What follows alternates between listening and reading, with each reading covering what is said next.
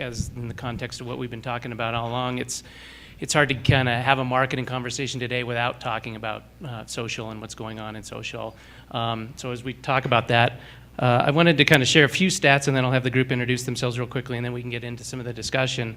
But why do we care about this? And some of the recent research that Merkle has done on this topic that I found was interesting. Social networkers are 61% more likely to be active email users. So you think about the kind of the cross dynamic there. It's important for marketers to really realize that. And 78% of mobile email users, which is on the rise obviously, are also social active network users. So these two kind of cross-pollination facts are we're really focusing on from a Merkle standpoint, and that's really why the genesis of this topic today. I'll turn it to you guys to do a quick intro of yourselves. Sure. Hi, I'm Jeanette Gibson, head of social media at Cisco, and really appreciate the conversations here this week. I feel like the one social media person in the crowd here with all the email folks. But I lead social media at Cisco, which involves managing our social channels, blogs, and communities, and YouTube and all of that, as well as setting up a center of excellence at Cisco so that we can have all of our practitioners globally tap into our center of excellence to really improve how they are engaging, and certainly integrating all of our efforts. Multi-channel, as you've mentioned, is a big focus. So I think the one point I would say, and just hearing all the presentations, is it's certainly not about email versus social, right? I mean, these have to work together. And for companies, the shift a couple years ago that happened was that companies are no longer in control. Consumers are in control, and people are talking about your brand whether or not you're listening. So I think what we're seeing is that the importance of listening and seeing what people are saying about your brand and then incorporating that into your email campaigns, incorporating that is really important because one tweet can ignite a crisis for sure. So recognizing that there is this mass amount of conversations out there, so the more we can tap into that and learn about tools to capture that, I think the better marketers will be. Hi everybody, my name is Raghu Kakarala. I'm sort of a bit of an outlier in this group as well because, and it's almost a bad word, I'm an agency guy. Boo. At other MediaPost summits, I'm like, one of many fish, but maybe not so much here. Over the years, probably the last 12 years being on the digital side, I've seen my own personal arc going from creating great digital experiences to becoming a lot stronger on the marketing side, seeing email as like the #1 ROI mechanism for drawing customers back. And what we really noticed about 4 or 5 years ago is that the social wave that everybody was noticing was actually a wave that was going to be a threat to a lot of the different aspects of what we were doing, whether it was traditional marketing, email, other aspects. How do we get these things to actually work together than say that dollars are going to shift from one side of the spend to another side of spend? And how do we actually get them to work together so the sum is greater than the whole? So I've really been leading that on the strategy side of Engage. One of the new things that we've really been doing over the last few months, and actually just announced a couple weeks ago, so I couldn't actually even update my title. I'm actually now the managing partner for We Engage. We've moved internationally and opened up offices in Shanghai, Beijing, and Hong Kong, and really see that social media is sort of the one borderless way of marketing and spreading information. And very interestingly, I think email was that way as well. Just in private networks, we couldn't track as easily how things get forwarded along. So love to talk to you guys. And honestly, what we really want is really a lot of hard, pointed questions. And Lauren McDonald and Morgan Stewart both promised me last night that they'd ask me, and the other panelists those. Great. I'm Kara Trivunovic. I run the global strategy organization at StrongMail, responsible for working with our clients on email strategies, social strategies, mobile strategies, and how they all work together. And as we're kind of engaging with our customers, we're finding that really where they're struggling is in defining what it means to integrate mobile or social and email. We've got some clients who figure they've put a follow us on Twitter link in their email communications, and they've tackled the challenge of integration. So I think that as we're kind of talking today, it'll be fun to really see what you guys think about what does that integration mean for your business, and then how are we approaching it from a strategic standpoint. Great. So maybe what we can do, we'll take a few questions here with the group, and then we'll open it up to the audience. What I'd love to know from you guys is, I think there's a predominant belief that everyone believes with the what of what we're talking about, integrating social and email to drive a better experience for the consumer. How do you move from what to the how? So can you guys articulate some ideas on how are you actually putting this in play and making this a reality and driving results with some of these kind of integrated marketing programs? Well, one of the things that we're doing is launching something called social testimonials. So I think one of the most exciting things about social is in real time, you can get the live conversation of what people are saying about your brand. And that's been very insightful for us to be able to see, if we think a certain topic is really hot, we're really to look and say, well, actually, this is the sentiment of what people are talking about. So what we're doing with this new program called Social Testimonials is taking tweets from, so using Radian6, we're actually capturing kind of positive sentiment tweets about a topic. So for example, with Cisco, we had a big cloud announcement yesterday. So for this, we would take people talking about cloud and cloud computing and topics like that, and pull it into a widget. And we use that widget, and we're launching this on our website in a couple weeks on Cisco.com. You can put it in email, you can put it on Facebook. So really taking the live tweet from the person, and we all know how important peer influence is. So the more we can show our customers that their peers are interested and are passing on content. So for us to be able to integrate the voice of the customer through this widget, we're then creating a page called Cisco Social Testimonials that will aggregate that. So this is real live data. So I think this is one of the most exciting things in integrating with our email team to say, how can we then take some of those conversations and make sure we're being very contextually relevant for that. I think one of the things we see is, in the area around offer testing or and all of that, why do we limit ourselves to what we're doing in these different offers, and we stay within a fairly narrow band? Using social, using a lot of the listening tools, honestly, I think that's your best source for doing offer testing. And oddly enough, I think you can do a really good job of social listening against your competitors and find out what's working for them, what's spiking their conversation, and use those things in different mediums, whether it's an email or whether it's other mediums. Social provides such a wealth of data, both on yourself and your competitors, that if you're not integrating that into how you're doing your offers, how you're shaping within the context of your marketing plan, how you might focus a little bit one way or the other. I don't want to think that social is a way of being reactionary. I think it's a way of being proactive, even though you start off by being reactionary, because you had to get started somehow. Mm-hmm. But once you do that for a couple of months, you start becoming proactive. You start maybe causing topics to go out there that aren't being talked about to begin conversations. So I think doing that together is really the power of how all this comes about. And as you start looking at, us as email marketers, we love to talk about relevance. We want to be relevant in our email communications. And what better way to really get real-time feedback and insight from your customers and bringing that relevance into your email communications? I mean, listening, I think, is really the first step in really getting that integration going and, understanding what topics are trending, what people are talking about, and finding ways to creatively integrate, that communication or that topic into your email messages, feature it in your subject lines, and really kind of respond to the customer in a way that you are listening and that you're taking that information and you're not just responding to them in the social channels, but you're taking that feedback, you're embracing it, and you're leveraging it across multiple channels. Mm-hmm. Great. One more question for the group, and then we'll open it up. So, those are great ideas. I think a lot of focus now is on measurement of that, right? So, can you guys share some ideas on how you're beginning to kind of articulate the value of these integrated strategies and how it's driving success? Well, since social media is so relatively new, there's not a standard yet, and that's both an opportunity and a challenge, right? For large brands, there's not a standard way that I can go to my boss and say, here's how we're measuring. So we're coming up with this in real time, and I'm very excited that one of the things that we did is came up with an engagement metric that our CMO is using in her operations review with our CEO this week. So we actually are looking at social media engagement, and I've heard talking here today about how social media can be a broadcast mechanism, and that's certainly how a lot of activity is today. But that's not where we think the value is. We think the value is engaging and having a two-way conversation with your customers and your partners.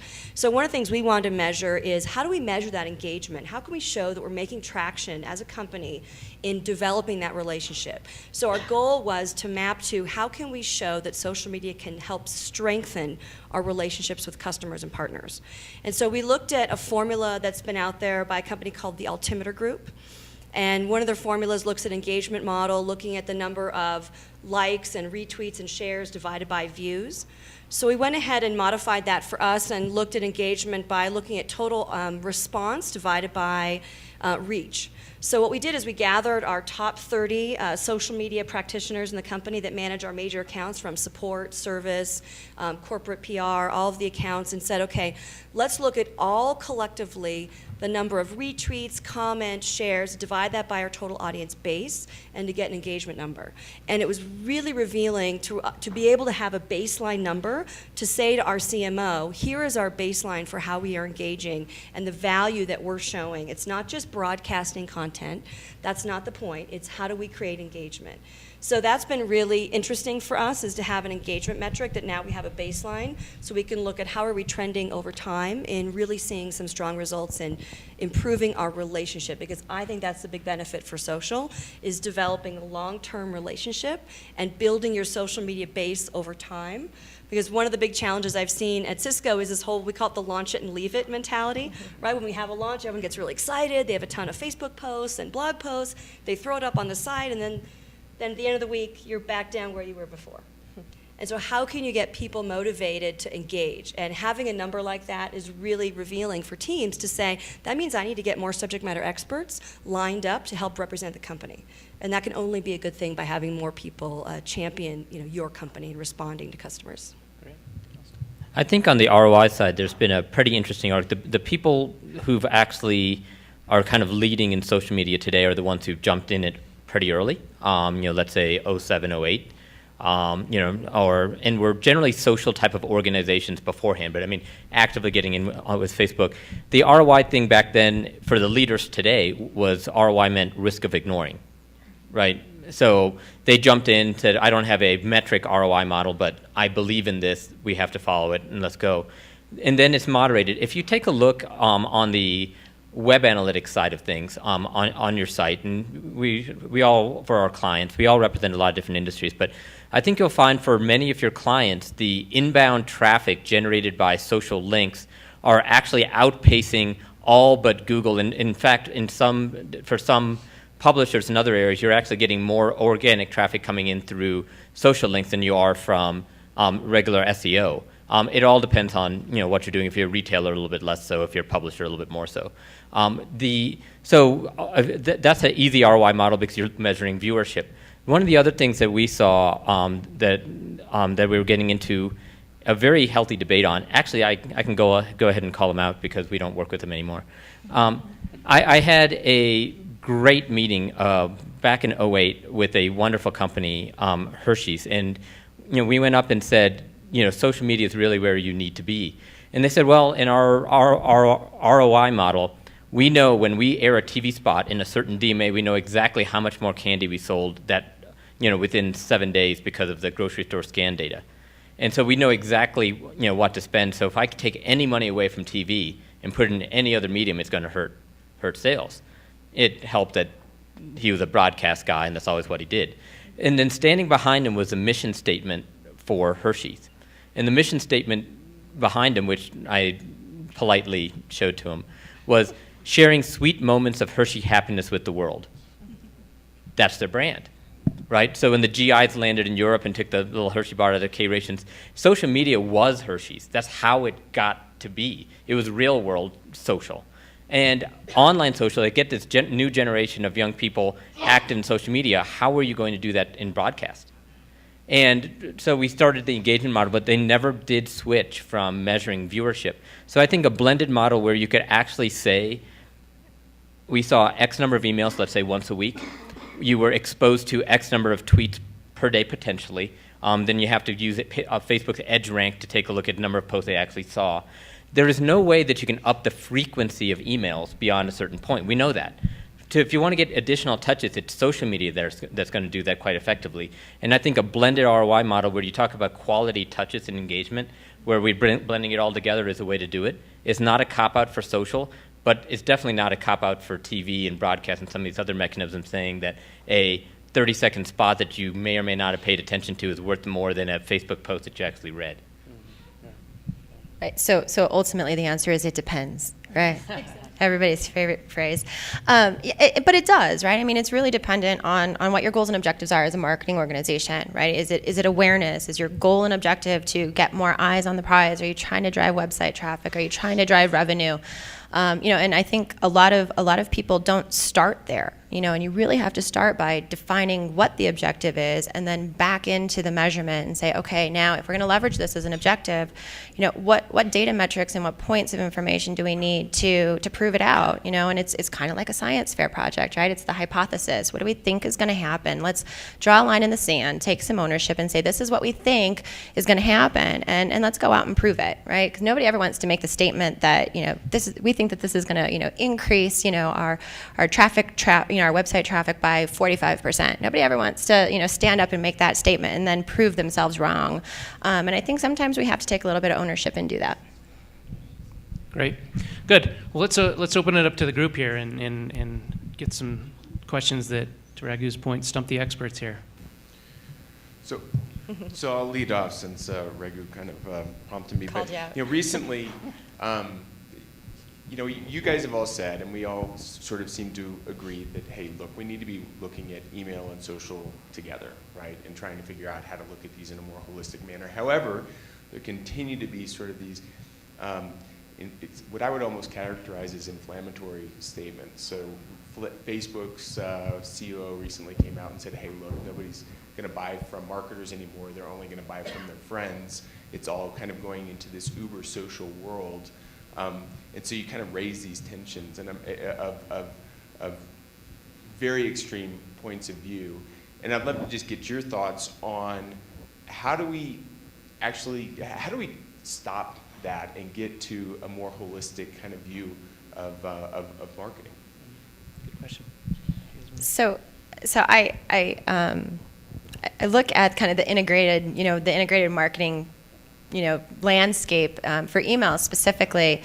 Is unique in that when we all started in email, I've been in the email space about 12 years, and as we started in email, we thought we were so different. Email was so different than any other marketing channel, so much so that we kind of grew up in a silo. Right? Within our organizations, we had email marketing organizations that didn't really integrate with the rest of the marketing team. And, fast forward 12 years, we still see that. We're still struggling with that. And I think that that's happening with social too. I'm looking at the clients that I'm working with, and social is emerging internally in a silo as well. And those organizations aren't necessarily cross-communicating as well as they should, and aren't recognizing necessarily the impact one has on the other. And so I think that really kind of the first step in getting all of that pulled together is solving for it internally at a corporate level, making sure that the marketing organizations are integrated and that you are moving towards a common goal and really trying to leverage all of the tools available to you to not just drive X amount of revenue out of the email channel, but to ultimately drive Y amount of revenue out of the company or out of the marketing organization and efforts as a whole. So I would say that that's really kind of the first step in pulling it all together. I think a lot of the issue is when you first start doing something within your organization, let's say email wasn't paid much attention to, and then you come in with expertise and you get it going, or social media the same way. One of the best ways to get it established within the company is to not integrate right away and focus on growing the channel, doing best practices, flying a little bit below the radar and getting it established, and then suddenly you turn around and you say, look what I'm generating. Look at the traffic I'm generating, look at the results I'm generating, and then suddenly it's, well, now let's integrate. And integration shouldn't be used as a way of making everything mediocre. Excellence in a channel is what drives profits, revenues, growth. So integration is that you have overall the same brand idea, the same goals, and you understand that you're trying to drive certain things. Overall, I think what you end up finding is that people who are really experts in their area working in a company end up being drawn to expertise in other areas because you integrate. A lot of things start being left aside. Why is the catalog not reflective of the email, not reflective of the website? How do we get these in sync? Being in sync on campaigns is critically important, being in sync about how much focus is in one area or the other. Honestly, being an expert, I think, is more important than integration, as long as you're speaking with the same general voice along the same company goals. It sounds great, but I mean, expertise, I think, is better than integration initially. Well, and just one thing I'll add is I think this is a great opportunity for marketing to step up and take a lead and really be with the C-suite internally and say, here is how this is impacting our brand. Because I love comments like that. It helps me go to my management team and saying, look what's being talked about externally. How many of our customers really are on Facebook? Well, let me show you the data. And it's really surprising because a lot of our executives thought that it was just their teenage kids that were texting and on Facebook. And when I showed that it was our certified network managers who were having conversations about updating routers on Facebook, it really woke them up to say, okay, I need to consider this new medium. So I think that gives you a platform for marketing to be even more strategic, which I think is very exciting because it's now about how do you bring marketing and communications and customer service and support together with all these new tools.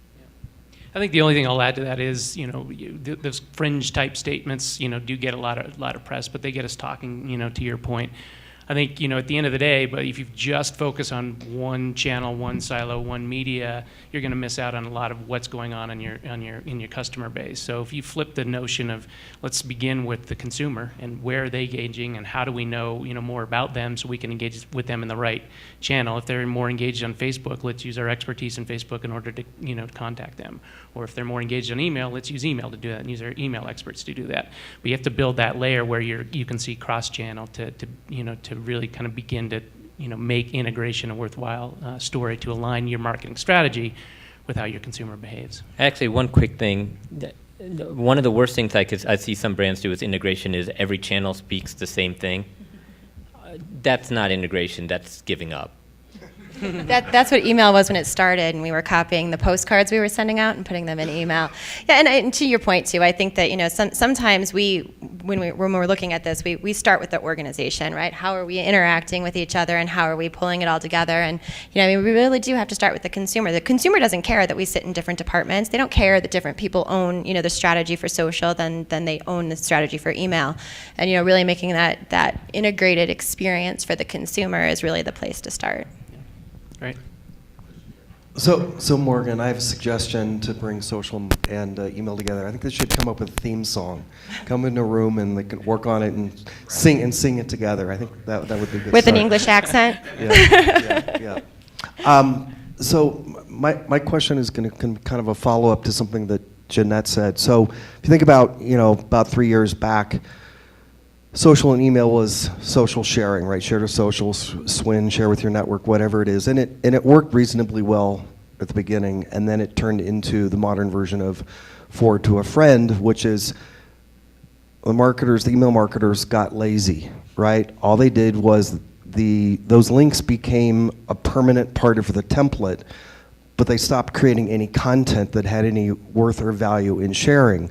And so, Jeanette, one of the things you talked about is, you're kind of started using automation and technology to pull in sort of the live feeds and stuff like that. So my question really is to the panel, where do you think that's going? Because I think sort of the automation is going to be part of it, right? That we're all busy marketers and that, you're going to be able to just pull in a lot of this different social content dynamically, into feed, edit it, et cetera, like a lot of companies do, recommendations and product reviews and things like that. So any thoughts on 3 years down the road, what that might look like?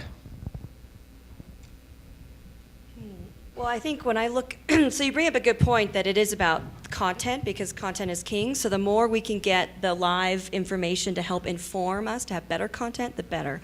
I guess when I'm looking at what's going to be happening in the next 3 years, it's all about mobile and video. We've been talking about mobile here a lot. And I think video hasn't come up as much, but I'm seeing the impact of video and how we can engage with each other on video.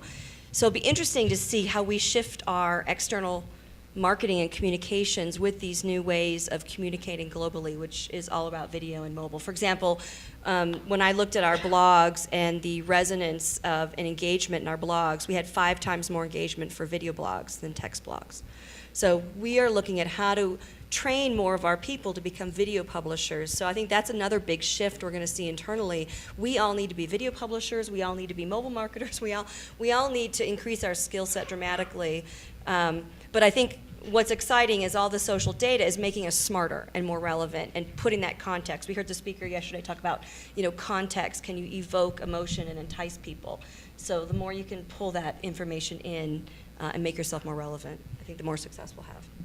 And I think one of my favorite comments was the spandex rule, like just because you can doesn't mean you should. And I think that holds true, in that kind of live streaming of a Twitter feed as well. I mean, just because you can doesn't necessarily mean you should. It's, you need to make sure that it's used selectively in a way that is going to support whatever it is the messages you're trying to convey. Otherwise, it becomes visual wallpaper like any other element of an email communication, like the share with your network, like a forward to a friend. You should use those elements of an email communication to attract attention, to something that you're trying to call out. And if it becomes a standard kind of issue component of an email communication, then people are going to start to overlook it. So I think that it should be used selectively. I think one of the differences, though, is when you talk about email marketing, you're almost exclusively talking about the brand emailing the consumer. Sometimes with insurance, like Nationwide, you might be getting it from the agent rather than the brand, and you have different results. But with social media, it forces you to talk more and more often. And we know how hard it is to even get good content in email once a week, let alone multiple tweets a day and a few Facebook posts. So the content duty gets a lot higher. But the way to solve it, and there was an interesting one. I won't share Jeanette's secret info, so I'll mention something that IBM was doing. IBM has a graph of the amount of content created by marketing, and then the amount of content created by employees. And now it's about a 20-to-1 ratio for employee content going out because of social media, getting their employees active in social media. It's about 20 times the amount of content that comes from the brand. And the total amount of content coming from the brand is way higher than what used to come from the brand 10 years ago, because the brand has to talk more. But there's no way you can keep up with that wave of content that you need to create if it all needs to come from a brand voice, because there's literally nothing to say after a while. People want to talk to subject matter expertise. Even somebody like Zappos, where you wouldn't have engineers talking, guess what? Trends that you see from the call center, you're not going to talk about it always at a Zappos account. It's going to be coming from individuals. I just want to make one comment on content, because I think this is a really important issue, which is the ability to repurpose and rethink content. So one of the things that we've done internally is say to teams, okay, instead of these 10 white papers that I know you're creating, how about you create 1 or 2 white papers, and you take the other 1 white paper and you chalk it up into 10 blog posts, a video, a podcast, and 100 tweets. I mean, it's really helped teams understand that the quality of content is there. You don't need it necessarily in the same format you've always done. Think about how you can take that and make a conversation. And even with some of the blog posts I get from teams, they have 1,000-word posts. We're like, okay, well, that's a 10-part series. Really, people are not going to engage in that long of a post. So think about creating that ongoing conversation, and then the responses, right, can then feed into what your next communication is. Okay, we have another question here. Hi, Ben Isaacson with Experian. You spent a lot of time talking about the proactive strategy. I have a question about reactive. And so with email, we do see tons of complaints that, other than suppressions, most people don't do a lot with. But with social, when you see a complaint, you freak out and you take action and you do all this stuff. Can you speak about how you are integrating a reactive strategy, either in a mass communication to address an issue that happened, or in a micro communication to actually those people who complained and what their email strategy is to deal with them individually? I'll address the complaints, because this is a real concern, because we're more exposed now than ever in social. A comment on the social web is a comment that everybody sees. So, two ways I would say that we've done this. Number one, with blogs, for example, when negative comments come in, the first reaction from teams was, I need to delete that. I can't post that. That is negative about my brand. So the reaction was, you need to post it unless it has profanity or some other inappropriate content, and that gives you a platform to respond. So that is through training internally with our blog teams to say, if someone's going to disagree about capabilities in your product or your competitive view, post the comment that A, shows that you're being open and transparent, because that's the number one kind of value value around social. And two, it gives you the opportunity to respond to say, I realize this is your opinion, I disagree, here are the facts. So to really focus on correcting the facts. Now the other point is when we see negative tweets out there or someone is blasting your brand, there's two ways that we handle it. One is we look at it and say, okay, how is that bubbling up? You know, if it's one person that's screaming, it doesn't really mean that a large brand needs to jump in on every single comment. The benefit of having a social media base is people come to your aid. So the more fans you get, you will see, there's always going to be people that are going to bubble up and say things. But what's interesting is if you take a step back and look, people will jump in and say, hey, that's not really appropriate, or hey, that's not what we're here to talk about. People self-police a lot of these. It's when you see your major influencers or perhaps moving from Facebook to Twitter to YouTube and your top influencers retweeting and you're not responding, that is when we want to make sure that you're training your staff to be able to say, hey, we're listening, we hear you, how can we help? Perhaps you take that offline in an email, DM me your email, let's have this discussion off on email, or let me call you. So it's perfectly okay to say, you know, we hear you, we're going to deal with this response, and then perhaps take that offline for the resolution. Yeah, I mean, I think we see in some of our most active communities, you know, where we have several million people following a brand on Facebook, our fans, the equity that you've built up with them, actually they are the ones that respond or suppress or react to situations on your behalf because they instill the brand values inside of themselves. The interesting thing about it is if you're really listening, and this actually, a lot of us know this case study and it's relatively old, and it was back when you had to create a closed social community to make things really work. But Dell wasn't really listening to his customers, and finally, you know, the amount of negative talk about Dell was so high, one of the reactions was to create the Dell Idea Storm platform. So now you actually had a targeted, useful place to make complaints about Dell, that then could be followed, acted upon, or said, no, we can't do that. You know, and why you couldn't do that. You know, why couldn't we make every AC adapter the same for every laptop so you can just share it? Then the engineer can actually say, well, we're going to be reducing it down to 3 different kinds, but here's exactly why it won't be ever be one. And suddenly you have a constructive place for the criticism. If you use Get Satisfaction's integration with Facebook? I think some of you guys will ask me about that when I get off the stage. So as we get a little bit more sophisticated in social, we're tying back in really good structured ways of having discussions within Facebook that actually make some nice way to follow it. Right now, the regular Facebook way of following threads and posts isn't the best way to make sure you're addressing everybody. So there's some good tools out there. I'll be happy to talk to you guys afterwards. And I would say, I mean, in the social space, silence is deafening, right? I was looking at one retailer who had a negative comment come up on Facebook. And, you know, to your point, other people started jumping in, but they weren't jumping in the positive or in the defense. You know, they were echoing the sentiment, and it continued for like 11 days before somebody from the organization actually responded, and it was, you know, quite frankly, a half-assed response. So, you know, then the negative, you know, comments continued. And so, you know, I mean, really kind of, you know, if you're going to put yourself out there, and quite frankly, as a brand, you don't have the choice anymore. Your consumers are going to put you out there.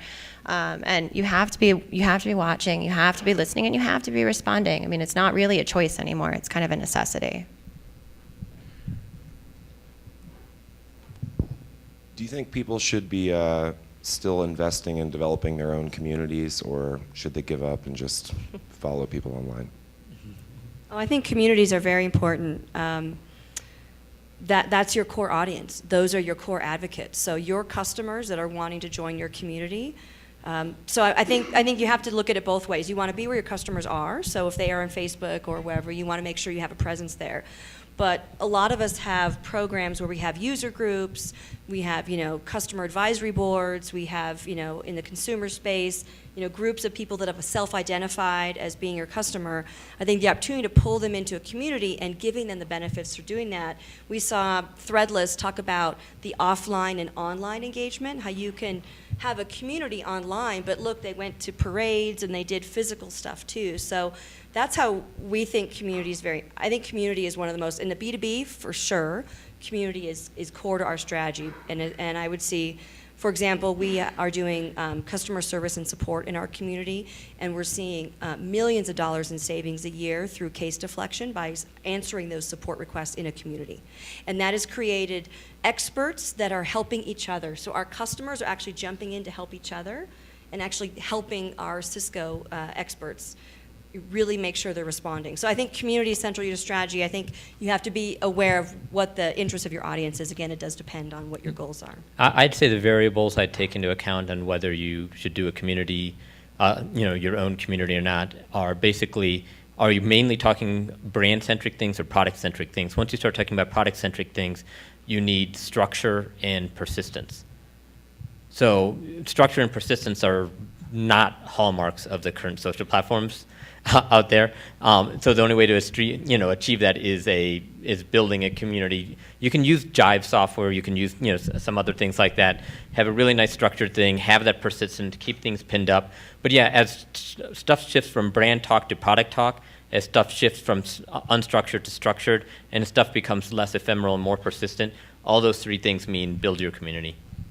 Right, and just like any other communication channel, it's about having a unique value proposition and a reason to engage, right? So, if there's a reason for your customer to be there, are they going to have access to information? Are they going to get unique access to provide feedback on products or services, or really kind of create a sense of community amongst the consumer, or your most engaged customers?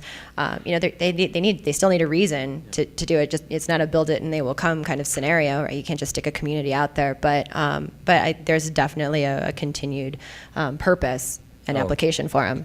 And by the way, you get really good SEO results because it's if you structure and have a persistent community that answers common questions, you'll school everybody else.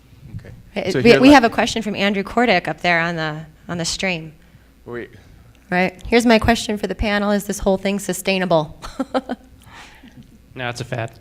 It's a fad. I'll just It'll say be over this soon. is the world we live in. So this is the new way that people are interacting with brands. They want to have a personal relationship with a brand.